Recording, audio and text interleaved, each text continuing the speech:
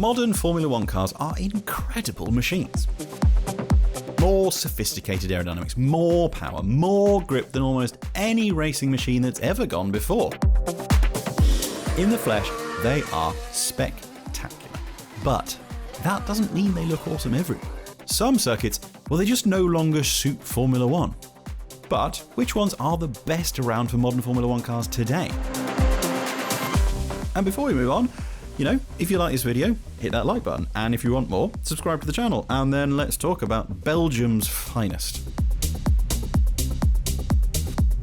The obvious place to start is Spa, and this should carry a little bit of a sadness warning. Just in case you are watching this video in about a year's time, and Spa has at that point been dropped from the calendar for 2024.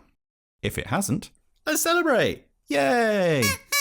Moving on, Spa's legend comes from the original hideously dangerous, heroically fast, 14-kilometre long and just plain terrifying circuit. In 1973, it became too much even for the racing drivers of the day and was bypassed by a modern version.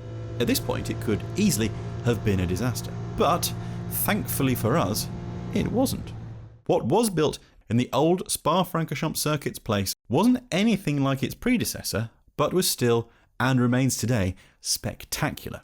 The task of navigating a modern Formula One car around Blanchimont, Eau Rouge or Raidillon may not be quite as hard as it once was, but seeing these incredible machines absolutely flat out through those legendary corners is almost indescribable. Even though the cars can absolutely do it, to take that left, right, left kink without lifting, hit the curb at the top, and just not think about that tiny amount of runoff that awaits you at the top still takes some proper bravery.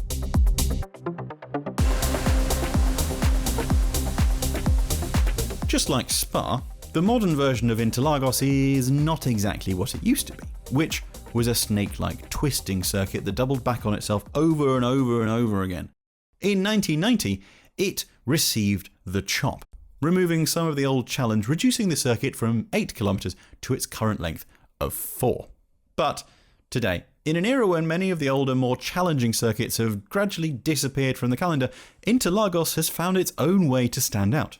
Its combination of minimal runoff and rapid elevation changes makes it anathema to the smooth circuits picked out among painted runoff we see so often today.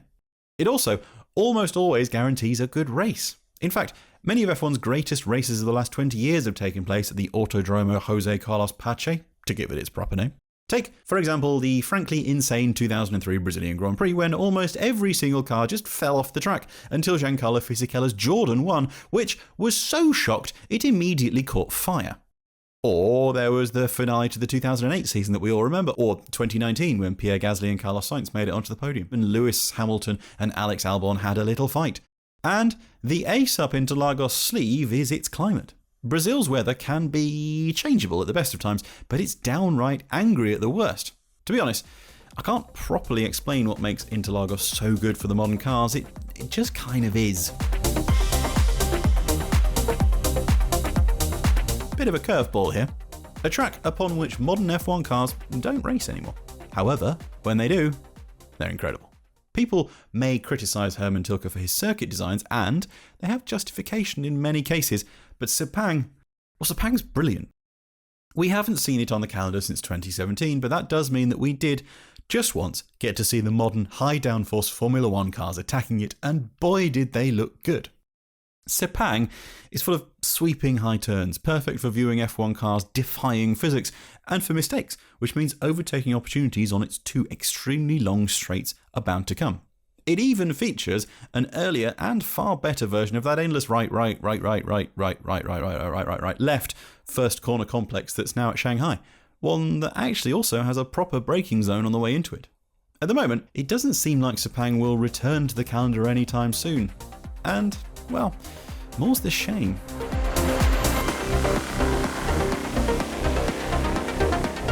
Okay, so the other week I made the very strong argument that Silverstone is just not as good as it used to be. And I stand by that affirmation. However, that doesn't mean that what we have today isn't almost perfectly suited to modern Formula One machinery. The old one would just have been even better. We'll ignore the loop section, which is a bit of a regrettable addition, and just concentrate on Silverstone doing what Silverstone does best: high-speed, sweeping corners that make F1 cars do what F1 cars were made to do: be spectacular. Abbey, Copse and Stowe are all flat-out attacks. The new Brooklands is a tricky left-hander with a short braking zone and a low camera angle. Watching cars attack the Maggots, Beckett's, Chapel combination is one of the world's finest sights.